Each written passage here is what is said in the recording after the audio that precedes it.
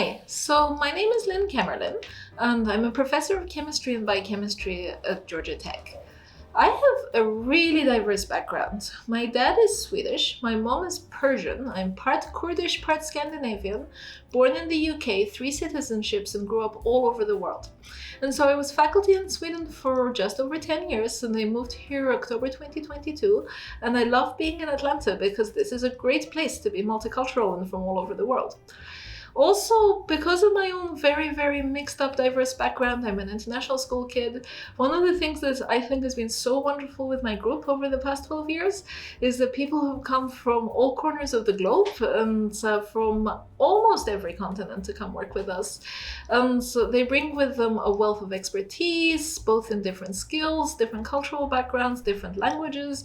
It's a really dynamic team that it's been just such a pleasure to work with. So we're talking about 100 people over the course of 12 years, and hopefully you'll want to be part of this. Now, in terms of what I'm interested in, I started out doing a PhD in computational organic chemistry, working with small molecules longer ago than I'd like to remember, and back in the day when really that's more or less what you could churn out with computers. So I started doing a PhD working with about 10 atoms, and the biggest system we've simulated has been about 300,000 atoms, and I think things are going to continue increasing from there.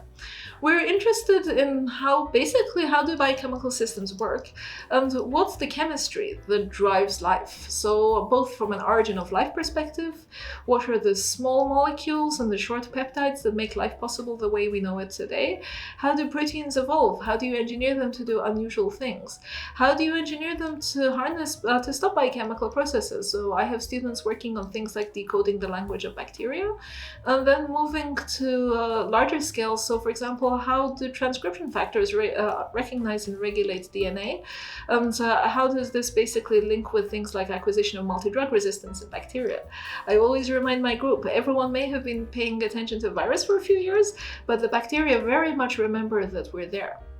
So we're a fully computational group, and the expertise in the group is as diverse as our cultural and personal backgrounds. And so my very first graduate student was a theoretical physicist. Here at Georgia Tech, we have students from the QBios program, from the theory division, from biochemistry.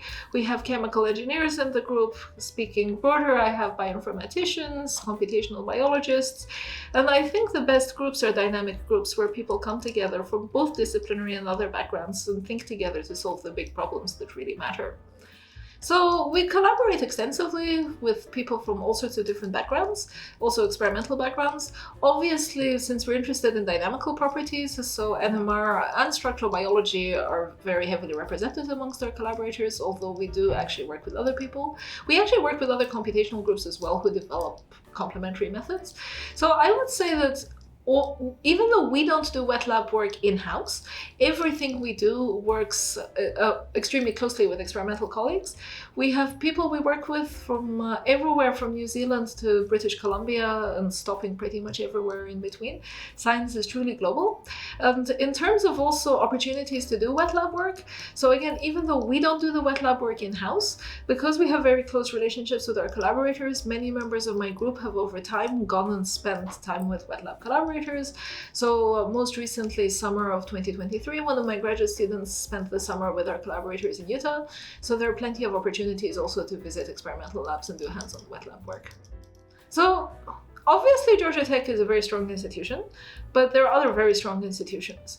What brought me here is really the people. It's a wonderful community. It's been a great place to be faculty, but it's not just for faculty. So for example, if we look at what we do, there's this 4th floor theory suite, and so all the graduate students and postdocs are sitting together. You have people from across disciplines talking to each other. There aren't these strong walls between departments. So as I said, we have students from QBios, from chemical engineering, from bioinformatics. It's just very dynamic, and people work together. They're nice. So our graduate students, apparently, according to current graduate students, are playing chess together all the time. There's a chessboard in the corner. But again, you want to work somewhere you're going to be happy. And I think Georgia Tech, at least our department, is really good at providing an environment you can be happy. Beyond that, Atlanta is just a fabulous city. It's a large, small city. So I've lived in everything from tiny rural towns through to London and Tehran. And Georgia, so compared to, for example, Los Angeles, you have almost everything you have in LA. And yes, the traffic's not amazing, but it's not LA, and you can cross the city in about 15-20 minutes at a good time of day, and you can do almost anything you'd want to, and you have a great airport, so you can get places. So it's both good for your professional life, but it's also good for what you're going to be doing when you go home in the evening, because there's just so much to do, and that's really fabulous. And so we're very social, we work very collaboratively, we used to do a lot of stuff outside the group before COVID, and I hope that's going to start again. And we have eclectic interests. So I'm a former concert pianist, I used to be a dancer, I'm really into vegan food and photography, and I think a good social life is a really important part of being a successful academic. I always say happy scientists are productive scientists, and having a happy team is really important to me. And I think the group actually values that ethos a lot, and it's reflected in how we just operate as a team. And so as I said, we do a lot of things. We'd be excited to talk to you. You'll have the opportunity to hear more from my group members, and you can find us easily on the department website. So reach out if you're interested in learning more about what we do, and I'd be happy to set something up and make it happen.